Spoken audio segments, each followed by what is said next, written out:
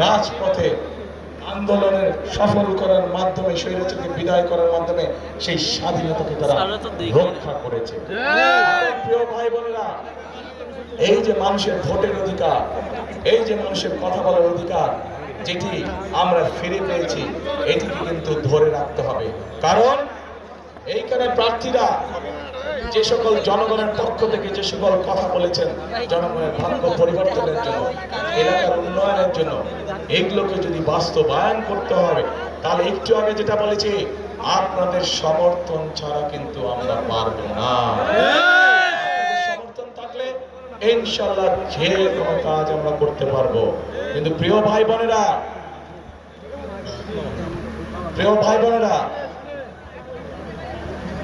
এখানে কিন্তু একটু কিন্তু রয়ে গিয়েছে। এই যে জনগণের স্বাধীনতা, জনগণের ভোটের অধিকার, জনগণের কথা বলার অধিকার, এর বিরুদ্ধে কিন্তু আবার ষড়যন্ত্র শুরু হয়ে গিয়েছে। এবং এই ষড়যন্ত্র কারা করছে? এই ষড়যন্ত্র যারা করছে তাদেরকে জনগণ একটি নামে ডেকে থাকে। জনগণ একটি নাম দেয়, কি নাম জানেন? জনগণ তাদেরকে গুপ্ত নামে ডাকে। কারণ জনগণ দেখেছে যখনই সময় হয় এদিক তখন এক রূপ, আবার সময় হয় ওই দিক তখন এক রূপ। বিভিন্ন পরিস্থিতিতে রূপের পরিবর্তন করে। ভাই বোনেরা, এরা যে শুধু রূপের পরিবর্তন করে তা না, এরা দেখেন জনগণকে তারা কিভাবে অপমানিত করে। জনগণের উপরে যে তাদের মোটেও আস্থা এবং বিশ্বাস নেই, তার দুটো প্রমাণ আপনাদের সামনে আমি দিচ্ছি। প্রিয় ভাই বোনেরা, আপনারা নিশ্চয়ই প্রত্যেকটি মানুষ উপস্থিত দেখেছেন দুদিন আগে এই যে গুপ্তের দল, তাদের যে দলীয় নেতা, প্রধান নেতা আছে, সে একটি অত্যন্ত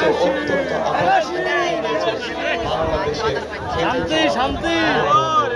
দেখেছেন আপনারা।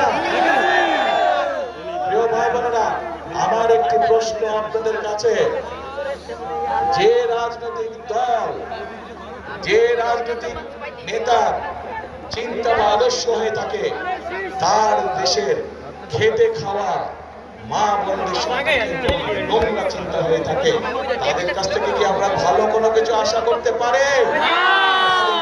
কোনো ভালো কিছু আশা করতে পারি না। এবং এটির প্রমাণ আমরা 1971 সালেও দেখেছি। 1971 সালে তাদের বিতর্কিত ভূমিকার জন্য বাংলাদেশের লক্ষ লক্ষ নারী, লক্ষ লক্ষ মা বোনেরা তাদের সম্মান হানি হয়েছে।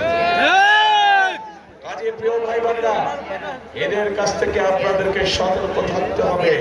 এদের ব্যাপারে জনগণকে সতর্ক রাখতে হবে। তারা মুখে বলবে একটা, কাজ করবে একটা।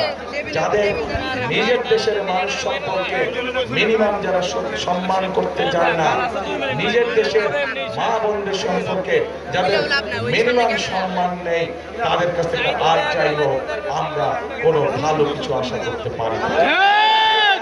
প্রিয় ভাই বোনেরা, তাদের আরেক নেতা আছে, সেই নেতা তাদের দলীয় কর্মী সমাবেশে বলেছে যে 12 তারিখ পর্যন্ত তার দলের নেতা কর্মীরা জনগণের পা ধরে থাকবে, 13 তারিখ থেকে জনগণ বলে তাদের পা ধরবে।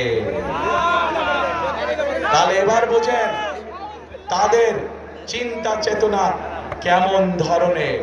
অর্থাৎ জনগণকে তারা 12 তারিখ পর্যন্তই দেখে রাখবে, 13 তারিখ থেকে তারা এমন পরিস্থিতি তৈরি করতে চায় যেখানে জনগণের নাভিশ্বাস উঠে থাকবে। অর্থাৎ জনগণের প্রতি তাদের কোনো আস্থা, কোনো বিশ্বাস নাই, জনগণের শক্তিতে তারা বিশ্বাসী করে না। প্রিয় ভাই বোনেরা, আমরা বিভিন্ন পত্র পত্রিকা সহ বিভিন্ন জায়গায় বিভিন্ন খবর দেখছি। সেই খবর, এই গুপ্তদের বিভিন্ন লোকজন বিভিন্ন জায়গায় গিয়ে, বিশেষ করে মা বোনদের কাছে গিয়ে তারা বিকাশ নাম্বার চাইছে, এনআই কার্ড চাইছে। দেখেছেন না আপনারা?